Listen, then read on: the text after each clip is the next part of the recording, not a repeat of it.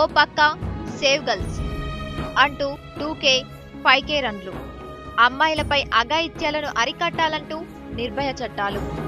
అయినా బాలికలపై అఘాయిత్యాలు జరుగుతూనే ఉన్నాయి. ప్రజల మాన ప్రాణాలను కాపాడాల్సిన పోలీస్ కానిస్టేబుల్లే వికృత చేష్టలకు పాల్పడుతున్నారు.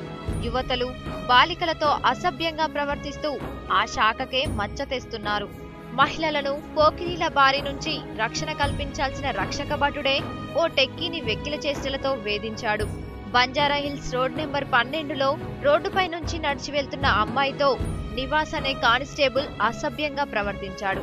దీంతో ఆ యువతి తన స్నేహితులకు ఫోన్ చేసింది. అక్కడికి వచ్చిన యువతి స్నేహితులు పోలీసులకు సమాచారం ఇచ్చారు. ఈలోగా ఆమె అక్కడి నుంచి ఏడుస్తూ వెళ్లిపోయింది. పోలీసులు అక్కడికి వచ్చి శ్రీనివాసుని అదుపులోకి తీసుకున్నారు.